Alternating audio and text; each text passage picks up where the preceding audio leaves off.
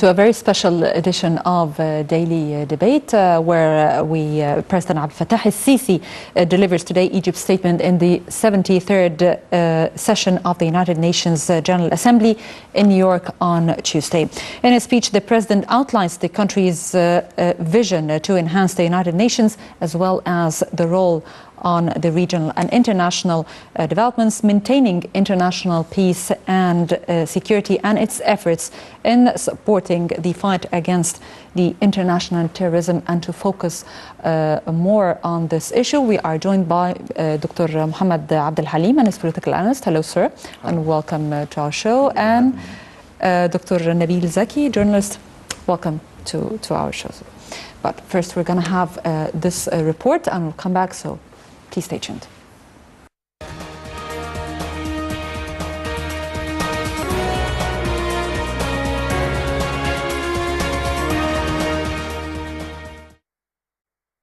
For the sixth time since taking office, 5 of which have been to participate in the high-level meetings of the UN General Assembly, President Abdel Fattah el-Sisi is visiting the United States. He hopes to use this latest visit to deliver important messages to the regional and international powers, as well as to Egypt itself. Egypt has expressed hope that a meeting between President el-Sisi and U.S. counterpart Donald Trump will mark a new level of relations to boost Egypt's political and security capabilities. Foreign Minister Sameh Shoukry said on the sidelines of el-Sisi's visit to New York that the meeting with Trump was of important strategic relations between the two countries. This is the first meeting between both leaders since el-Sisi won second term unopposed in the Egyptian presidential elections earlier this year. The last meeting between the two leaders took place in September 2017, when President el-Sisi was attending the 72nd session of the UN General Assembly. Shoukry told journalists in New York that the resumption of joint military exercises with the U.S. Bright Star 2018 was proof of continued military cooperation between the two countries. The top diplomat pointed out that Trump had recently agreed to release $195 billion in military aid, which was withheld in 2016, adding that relations were moving on the right track. Shoukry also said Egypt is currently in discussions with the U.S. to work on the resumption of peace talks between Palestinians and Israelis, which have been stalled since 2014. He said Egypt is in talks with both the Palestinian and Israeli sides on the establishment of the Palestinian state, with East Jerusalem as its capital. He also spoke about the exchange of threats between the U.S. and Iran, saying it was a matter to be dealt with only by the two concerned countries. He commented that Egypt views this matter in light of the regional status and the importance of preserving national Arab security. President Abdel Fattah el-Sisi also participated in the Nelson Mandela Peace Summit, which coincided with the celebration of the centenary of the late African leader's birth, and he delivered a speech. The Egyptian community in the United States also held several welcome rallies for President el-Sisi in front of his residence and during his speech at the United Nations.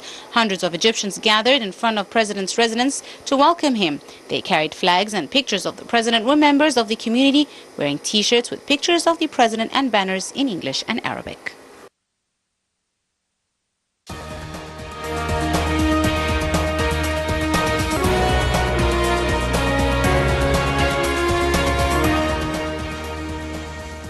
Welcome back, and today we're going to focus on the speech of President Abdel Fattah el-Sisi in the 73rd General Assembly at the United Nations. Let's start with Dr. Nabil Zaki. This is the fifth time President Abdel Fattah el-Sisi attends the General Assembly since he assumed office in 2014. What's unique and different about this speech and the timing? I believe that speaking to the representatives of 193 states, and most of the rulers of those states are present in this session, is very important for Egypt, because you are in need to make the world listen to you. What are the problems of this region? How can we achieve peace? How can we fight terrorism? How can we rebuild our countries? How can we achieve sustained development, economic development? How can we try at least to fight against poverty and try to achieve health care and education? I believe that President el-Sisi is paying more attention today to what we can call the important aspect of encouraging young generation and women to take more steps in this region and in the world, generally speaking, to help the young generation and women to play more bigger roles in their societies. And I believe that President Sisi will take care this time also to remind the world of the problem which we are suffering since the year 1948, I mean the Palestinian question. Especially, as you know, recently there were steps not in favor of the Palestinian cause. So he will try to explain again how stability in this region, peace in this region depends upon the two-state solution with Jerusalem, east of Jerusalem as the capital of the Palestinian state. At the same time, he will try to explain his point of view concerning the role of the United Nations in this region in fighting against the backwardness here and there, in particular in Africa. As he mentioned yesterday in Nelson Mandela meeting, many things about how to fight against ignorance, poverty, joblessness in Africa. So, to attend the meeting of the National Assembly for the 5th time is very, very important so as the world can listen to Egypt, especially when they are sure that the voice of Egypt is the voice of reason, responsibility, and for the welfare of the region. Okay, Dr. Abdulhalim, I'm going to ask you the same question, but what I want to add is the international community ready to give a hand in helping the problems of, and solving, of course, the problems of the Middle East, especially the Palestinian case? Well, to begin with, what would seem to be quite very much exceptional at this particular visit, the 73rd session of the General Assembly, that it's quite unlike all other previous 4 meetings, actually, that His Own Excellency Mr. Fattah Sisi did attend.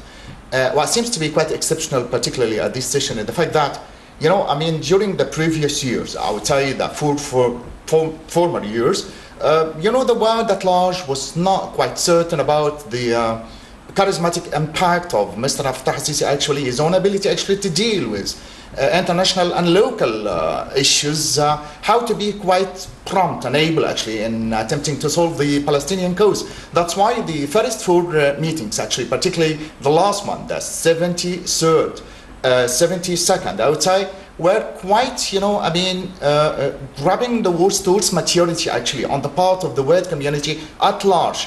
Mr. Fattah Sisi's own achievements during the previous, you know, I mean, General Assembly sessions were, you know, trying to establish the way to promote the interests of Egypt, how to concentrate the zoom of the camera actually on the previous achievements in fighting extremism as much as putting an end for terrorism at large. But what would seem to be quite very much outstanding and very much exceptional at this summit is the fact that, you know, the sort of the invitation had been dedicated on the part of Donald Trump towards Mr. Fattah Sisi actually to attend that sort of summit. Mr. Fattah Sisi, during the course of this particular session, is supposed to be one of 5 presidents actually that will be, you know, I mean, received by, you know, Mr. Donald Trump. And Donald Trump himself did visit him at his own residence, and in one of his own tweets yesterday was very much, you know, I mean, happy at receiving the president, perhaps the most important and the most powerful titanic figure in the Middle East, and the most enchanting as much as the most charismatic ruler, I would say, or president within the region. And this is by common consent of almost all the European countries as much as Donald Trump himself.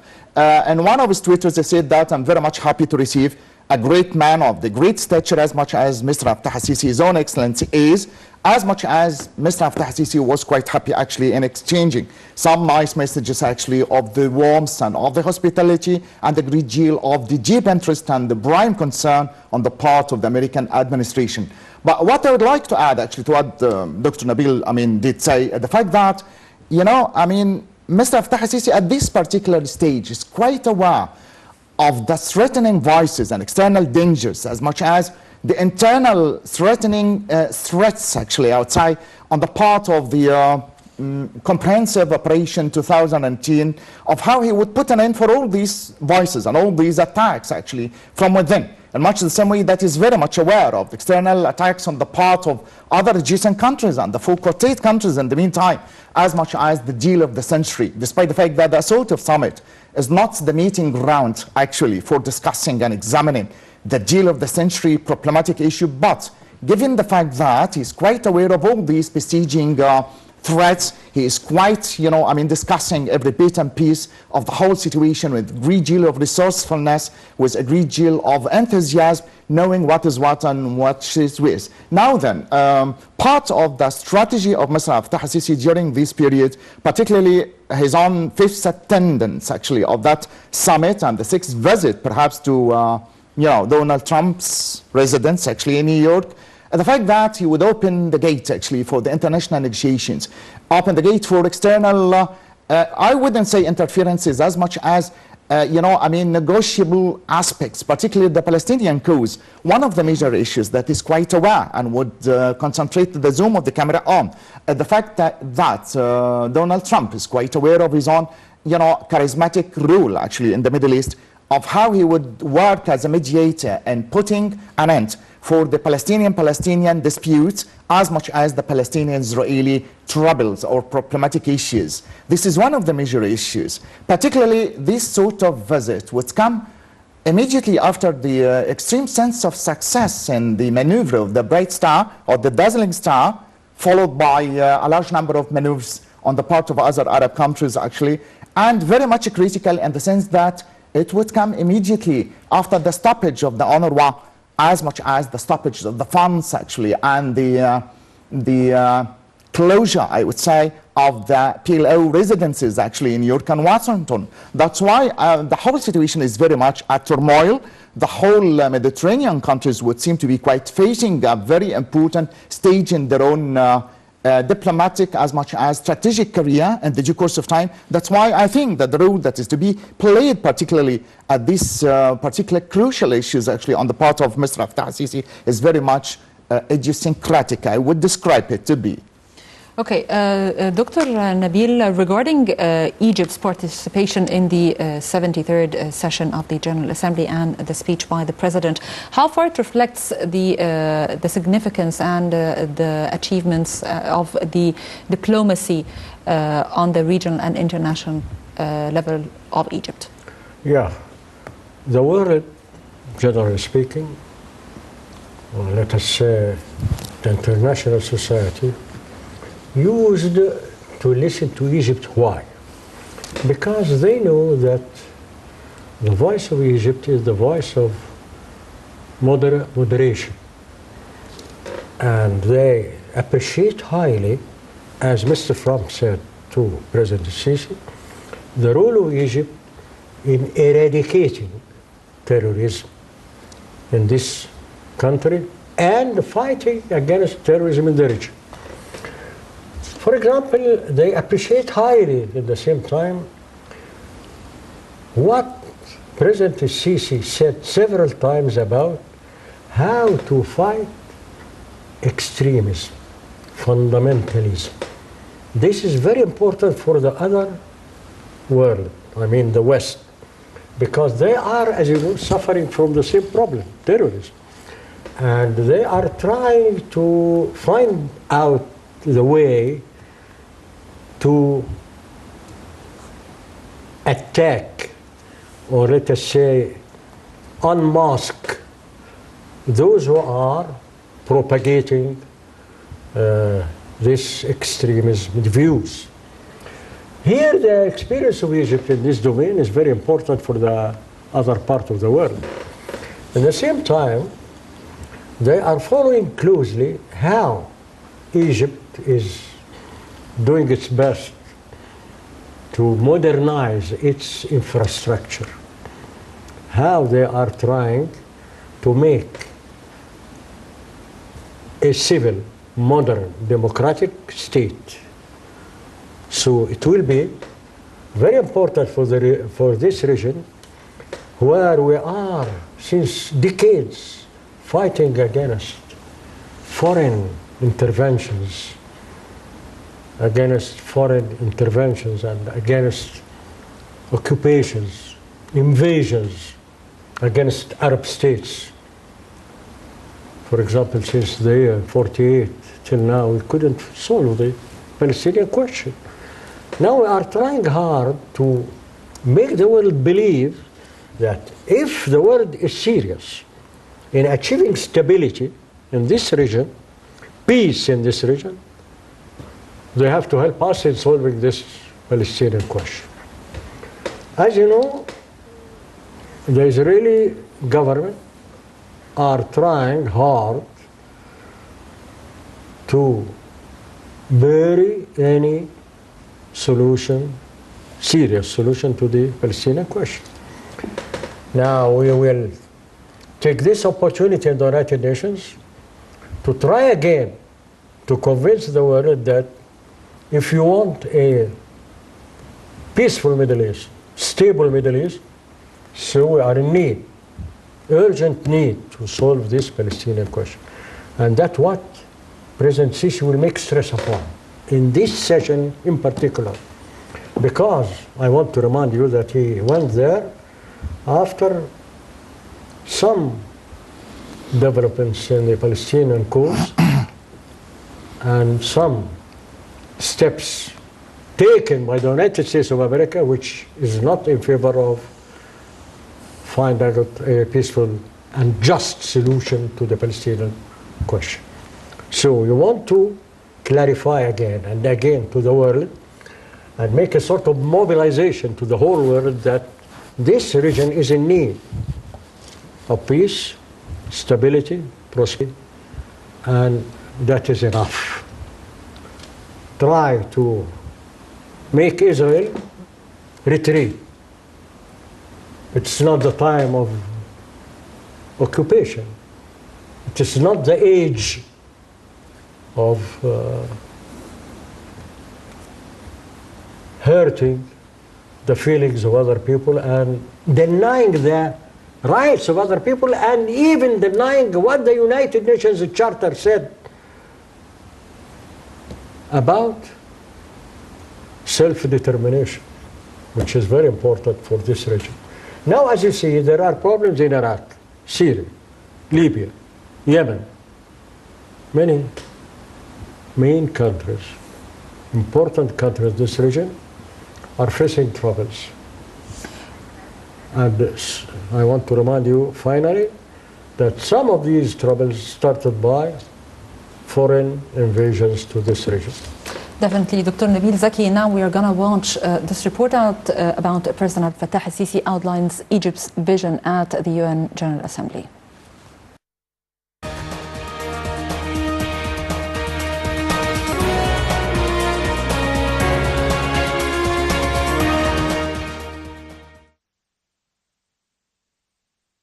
President Abdel Fattah al-Sisi addresses on Tuesday the 73rd session of the United Nations General Assembly in New York. Egypt's statement to the United Nations General Assembly outlines the country's vision regarding ways to enhance the UN, as well as Egypt's role on regional and international developments, maintaining international peace and security, and Egypt's efforts in supporting the fight against international terrorism. During his stay in New York, President al-Sisi chairs the high-level meeting for the Group of 77, which Egypt presides over this year for the third time in the group's history. The head of state delivers the opening statement at the meeting, which includes reviewing Egypt's role in the group's activities since its establishment in the 1960s. The president urges the world community to contain all armed conflicts, combat terrorism, push for denuclearization, and tackle economic reforms. President al-Sisi's speech also shed light on deteriorating situations in the Middle East and the Arab world. On the sidelines of the UN General Assembly, President Sisi met a number of world leaders, including US President Donald Trump, French President Emmanuel Macron, as well as Austrian Chancellor Sebastian Kurz and European Council President Donald Tusk. They discussed means to enhance bilateral ties, in addition to a number of issues on the regional and international spheres. President Sisi received at his residence in New York His Excellency Sheikh Abdullah bin Zayed Al Nahyan, the Minister of Foreign Affairs and International Cooperation. The two sides discussed bilateral relations and ways to further develop cooperation at all levels between the two brotherly countries. They exchanged views and political stances towards the latest regional and international issues of mutual interest. Sheikh Abdullah conveyed to the President greetings of President Sheikh Khalifa bin Zayed Al Nahyan and His Highness Sheikh Mohammed bin Rashid Al Maktoum, the Vice President, Prime Minister and ruler of Dubai, and His Highness Sheikh Mohammed bin Zayed Al Nahyan, the Crown Prince of Abu Dhabi and the Deputy Supreme Commander of the UAE Armed Forces, and their wishes for further progress and prosperity to Egypt. The President's visit to New York involves meetings with political and intellectual figures from the U.S., senior officials and members of the American Chamber of Commerce and a group of members of Congress, as well as meetings with some heads of state. Sisi met with President of the European Council, Donald Tusk, and Austrian Chancellor Sebastian Kurz, during which he affirmed Egypt's keenness on fostering various aspects of cooperation with the EU in line with close ties and common interests in confronting challenges. Meanwhile, Tusk and Kurz showed keenness on continuing intensive coordination and consultation with Egypt on all issues of mutual concern.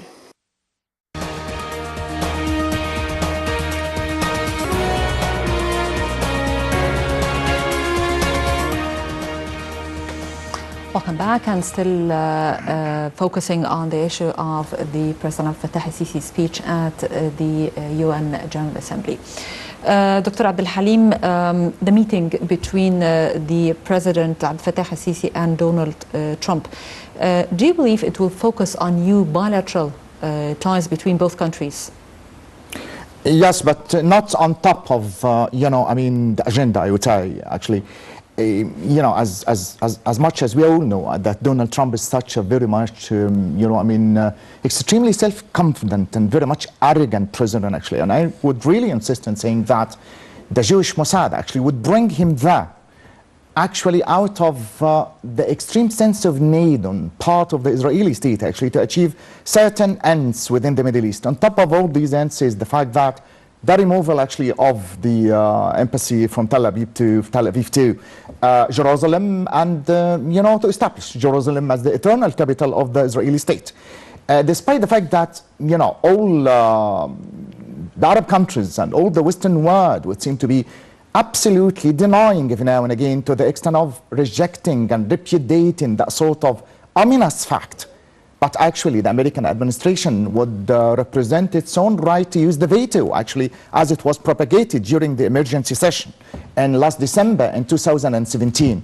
And despite the fact that the whole community at large and the whole Western world would seem to be quite reacting against to one final decision on the part of the American administration to make it the way it is to be done, actually.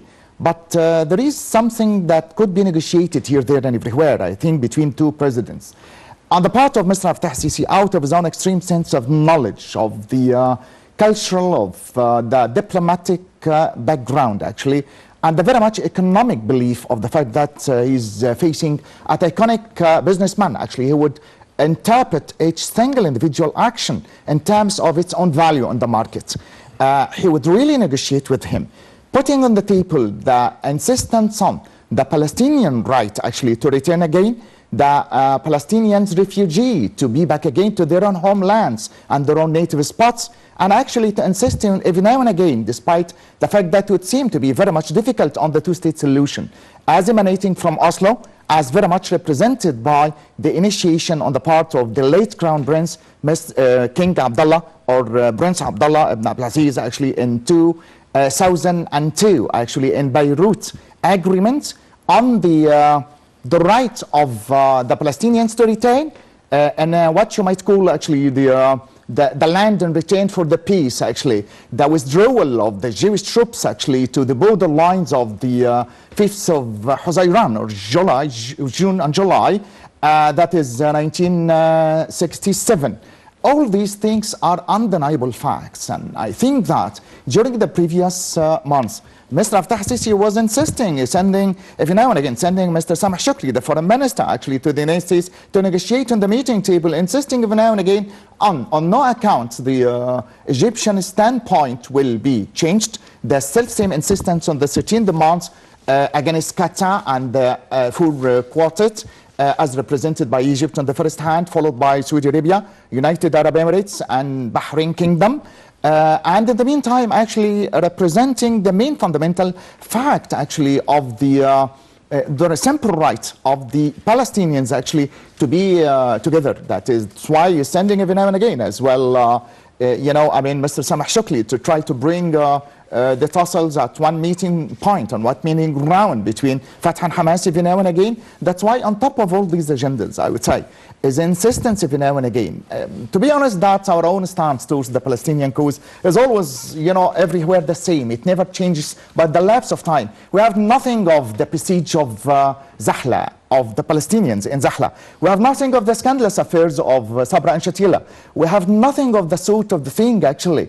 Since about 70 years ago, the insistence of the Egyptian administration is always in the right, and to the right, and to the point of the interest, actually, of almost of the return of the right simple of return of all the Palestinians and of the simple rights of the refugees, of the climatic issues, of the stoppage of the establishments of residences of the Jewish people in there. That's why I think that Mr. Fattah al-Sisi will be insisting every now and again on solving the problematic issue, actually, of the Palestinian state, no matter how, you know, the insistence on the American administration of the removal, as I just said a couple of minutes ago, of the removal of the embassy, actually, from Tel Aviv to Jerusalem, and of establishing the deniable fact every now and again, here, there, and everywhere, of making Jerusalem the eternal capital of Israel, actually.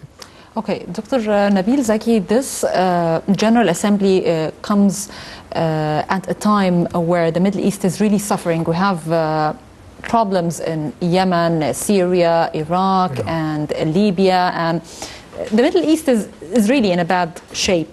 So how far Egypt can play an important role regarding all the surrounding problems, and also at the same time the international community, how far can help in these problems? Already Egypt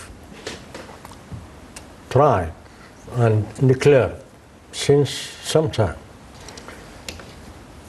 and President Sisi made it very clear that we are in favor of political solutions in Syria, in Yemen, everywhere in the Arab world.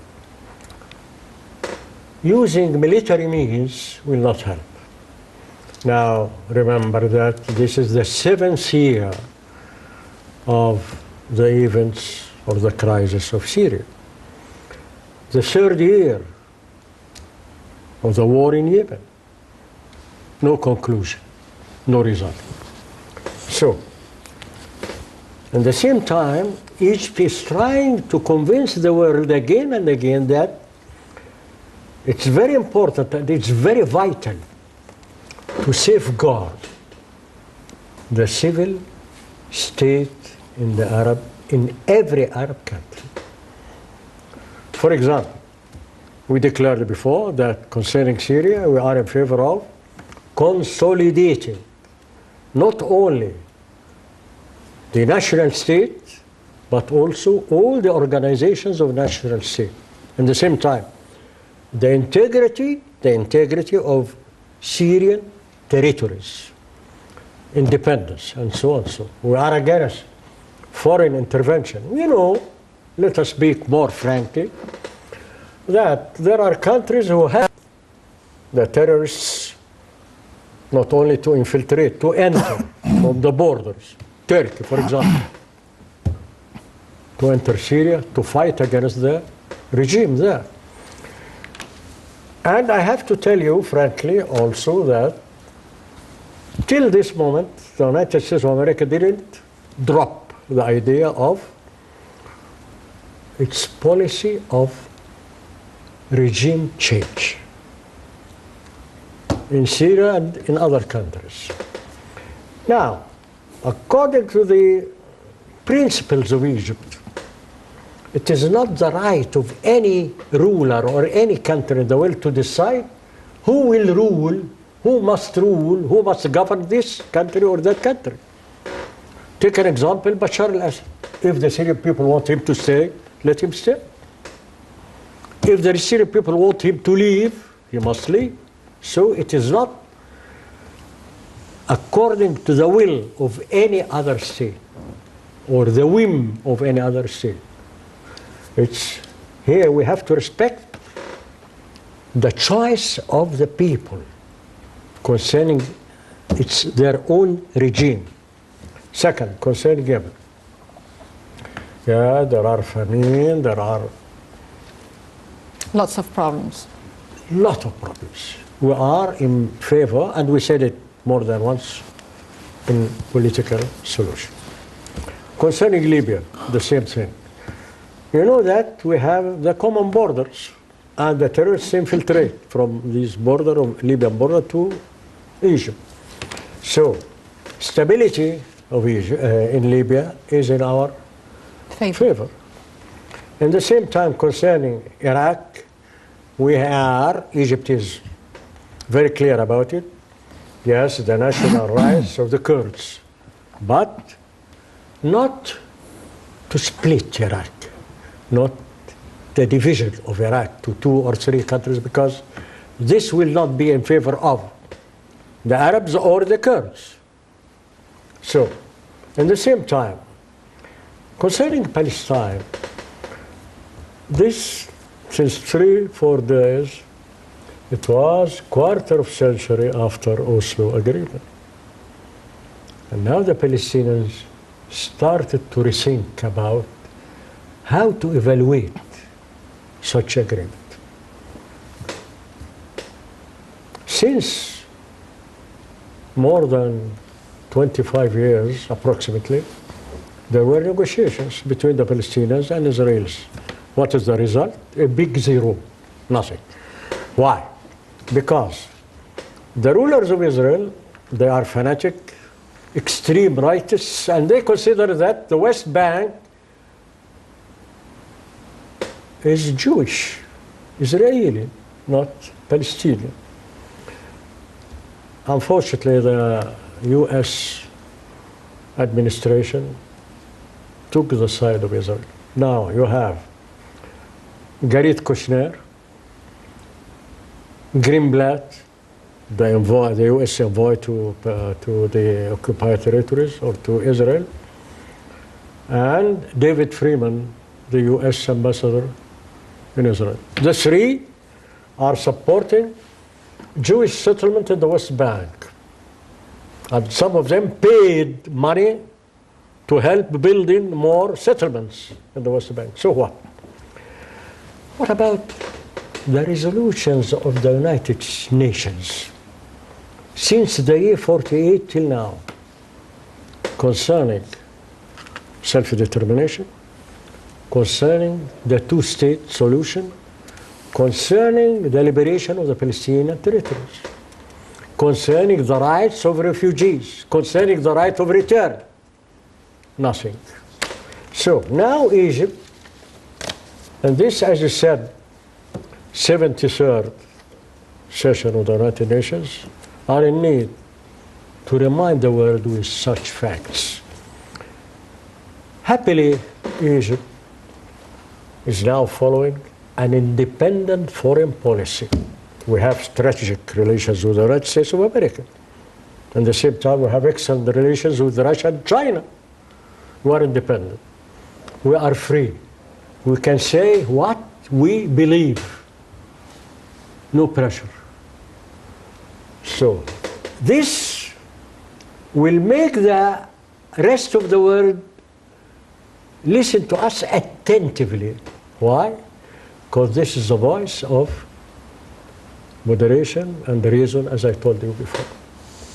Okay, Dr. Abdalhalim, the president is on his agenda is to meet with a number of congressmen of the United States. How far these meetings are important on the diplomacy level, and what is the outcome of such meetings?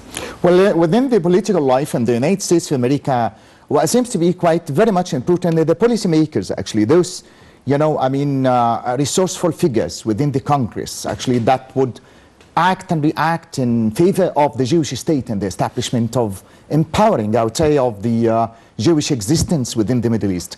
That's why, no matter how, you know, weak or strong, quite, you know, retracting or withdrawing, actually, the President of the United States of America maybe, and is, they would insist on, you know, I mean, propagating a certain strategy. It's the land of institutions, it's the land of constitutions, it's the land of promoting the interests of the Jewish state within the Middle East. That's why they would act and react every now and again in favor of re-establishing and reforming their own existence. And the fact that Mr. Donald Trump would seem to be every now and again endorsing the very dear and very much indeed friend behind the NATO ally, that is the Israeli state. And no account, actually, I will still remember, actually, during the 72nd session that he would insist of attacking all those adjacent countries that would threaten the establishment of the Jewish state. That's why he is very much interested in representing and promoting the real interests of the Jewish state. One main fundamental fact that I'd like to draw the attention of the viewers to, the fact that Donald Trump would come actually by the consummation of the Jewish Mossad, in much the same way that he would seem to be quite endorsed every now and again by the approval of the American voting books.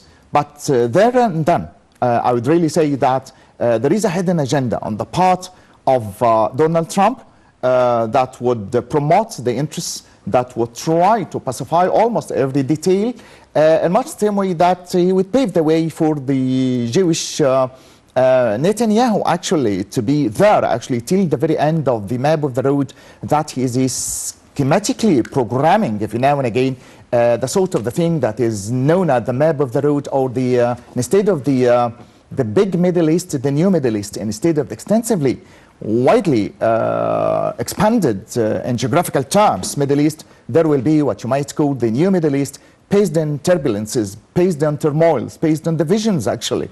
And this is perhaps that would be continued at a later stage by the new schematic program of the alternative land, the sort of the thing that you tried a month ago, actually, to insist on and upon on King Abdullah, actually, of Jordan, but to no avail, because, I mean, the Egyptian authority and the political authority of the Egyptian solidarity was always there, assisting King Abdullah, in much the same way that there is a sort of mutual interest between both countries. That's why I would really anticipate a sense of solidarity and insistence every now and again on the Egyptian administration on solving all the problematic situations with, as Mr. Nabil, Dr. Nabil did say, actually, with all diplomatic issues, particularly when we are to be very much confronted by our own adjacent territorial lands from the western part of Libya.